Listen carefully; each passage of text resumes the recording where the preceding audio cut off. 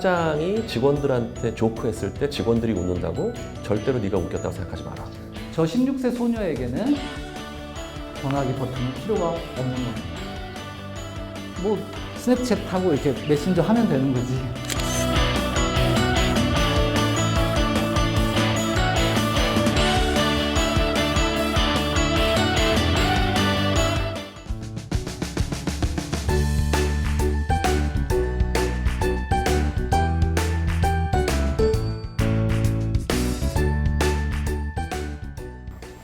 직장이라는 건 기본적으로 영어로 말하면 오피스입니다. 네, 사무실이에요. 조직입니다. 네. 근데 여러분들 조직이 개인을 보호해 줍니까? 네.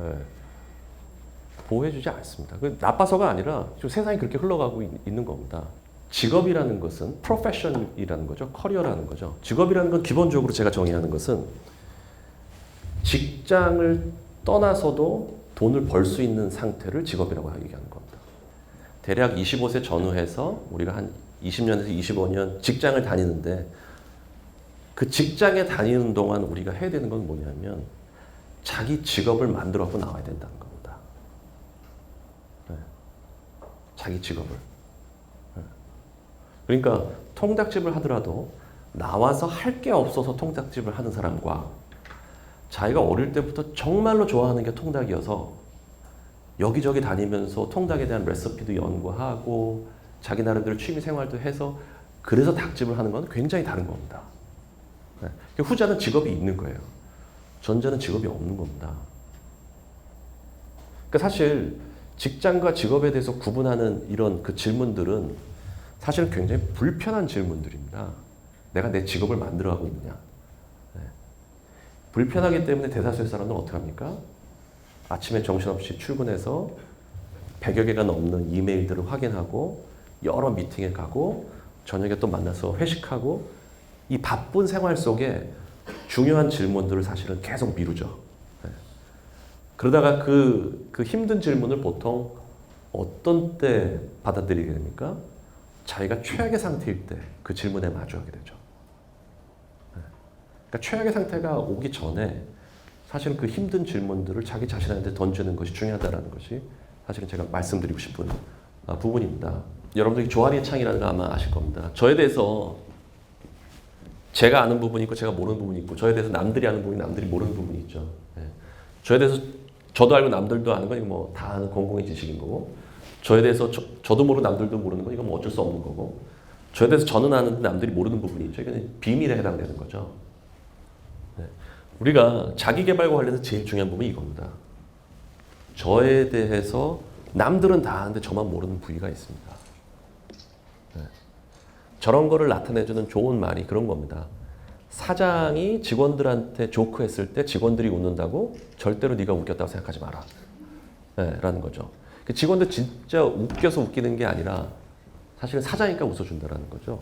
근데 이제 그거를 자기가 유머 감각이 있다고 생각을 하게 되면 그게 이제 그 블라인드 사이드가 되는 겁니다. 사각지대가. 그렇죠? 그러니까 이제 멘토나 베스트 프렌드가 중요한 거는 저의 사각지대를 저한테 얘기해 줄 수 있는 사람이 됩니다. 네. 일반적인 사람들은 절대 저 사각지대를 얘기해 주지 않습니다. 왜? 기본적으로 인간은 정치적 동물이기 때문에 굳이 그 사람의 단점을 제가 얘기할 필요가 뭐가 있겠습니까? 네. 뭐 묻으면 어릴 때는 놀려서라도 제가 알 수 있지만 어른 되면 뭐 묻으면 아무도 얘기를 안 해줘요. 그렇죠? 그러니까 이제 그 묻은 거를 묻었다고 얘기해 줄 수 있는 친구가 있는 것이 굉장히 중요하다는 거죠. 그게 이 배드 뉴스를 극복하는 데 있어서 굉장히 중요합니다. 왜? 배드 뉴스가 오기 전에 미리 예방을 하는 효과도 있거든요. 그렇죠? 그 일과 삶의 균형에 대해서 요즘 많이 얘기합니다. 근데 저거는 일에 미쳐봐야 나중에 일과 삶의 균형을 할 수 있는 겁니다. 20대 때부터 5시면 딱 퇴근해서 하는 삶, 나중에 일과 삶의 균형을 할 수가 없습니다. 네. 자기 직업을 확실하게 만들어놔야 되거든요. 그걸 20, 30대 때 이제 만들어놔야 되는 거죠. 플레이가 이제 그 요리가 됐든 목공이 됐든 뜨개질, 특정 주제에 대한 어떤 자기만의 이제 놀이가 있어야 되는 거죠. 저 놀이에서 제가 여러분들한테 주목하고자 하는 건 뭐냐면 우리가 이제 이 컴퓨터 때문에 점점 이 손을 쓰는 방법을 잃어갑니다. 요리를 한다라든지 뭘 만든다라든지, 그렇죠? 근데 이 손을 쓰는 능력이라는 게 이 생각을 활성화하거나 스트레스 푸는데 굉장히 중요하거든요. 그러니까 놀이를 생각하실 때는 내가 손을 써서 무엇인가를 만드는 걸 생각해 보시면 좋을 것 같아요. 대표적인 게 요리, 뜨개질, 목공 뭐 이런 거죠. 그렇죠? 세 번째가 이제 스탑입니다. 소위 멍 때리는 시간인 거죠. 네.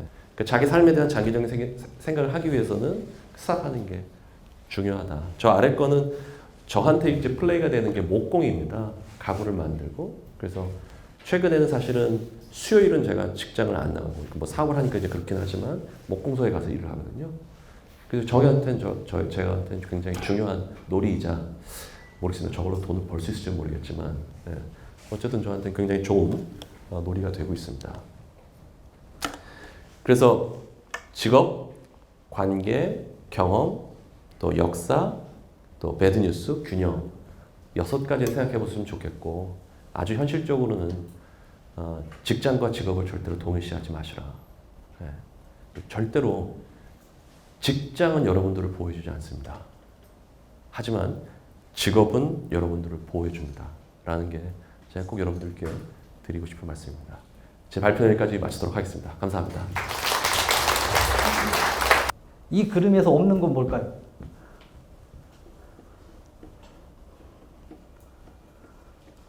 있어야 되는데 없습니다.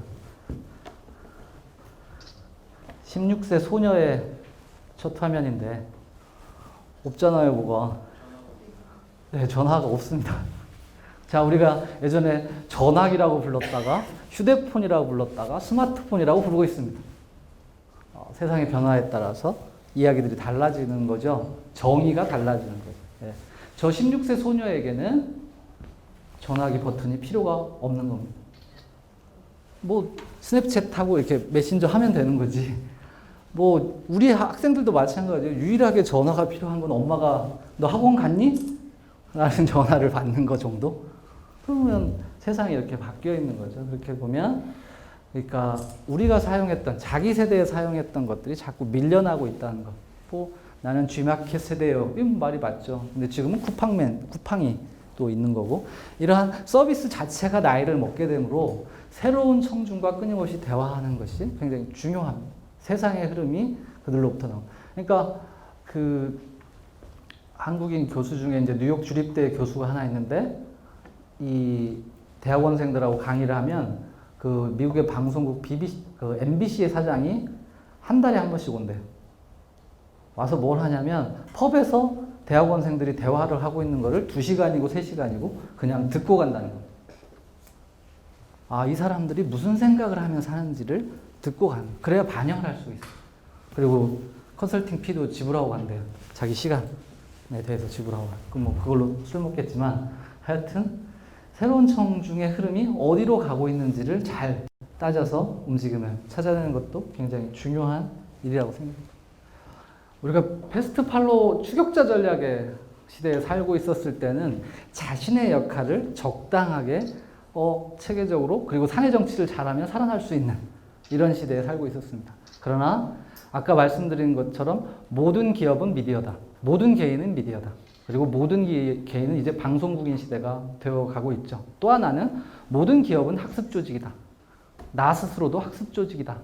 라는. 그러니까 새로운 케이스를 연구하고 그것을 적용시켜서 나의 삶에 구체적으로 이렇게 시도해보는 것.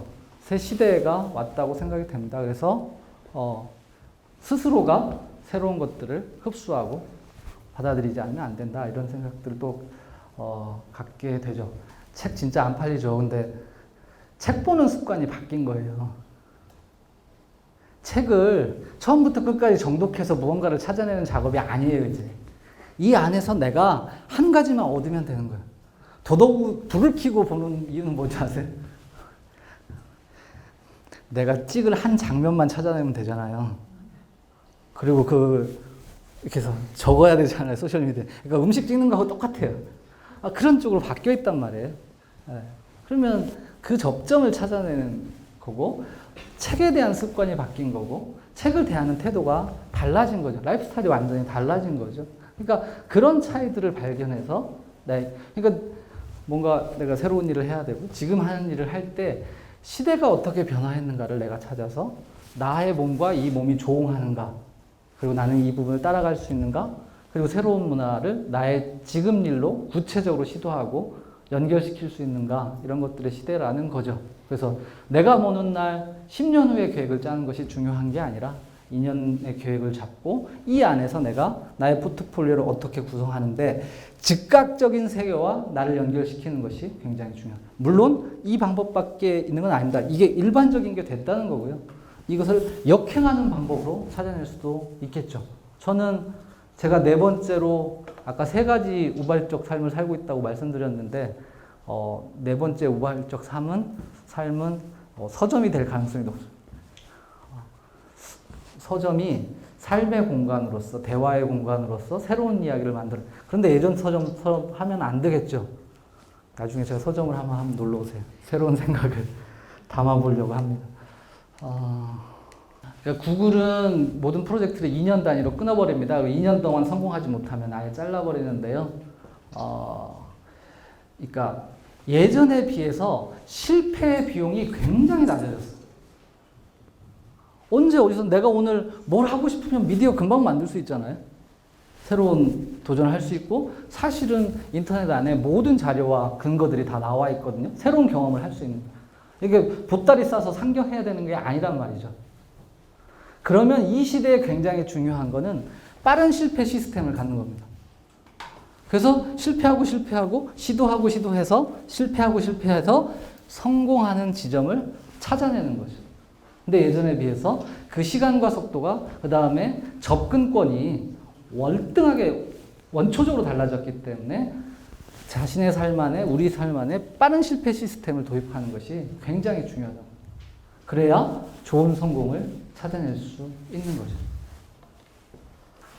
거죠. 태풍이 오는 길목에서 태풍을 기다리면서 그 안에서 돼지도 날아가잖아요. 태풍이 오는 거기에서는. 이 지점에 우리가 살아야 되고 살고 있고 이 안에서 답을 찾을 수밖에 없다라는 얘기로 강의를 마치겠습니다. 고맙습니다.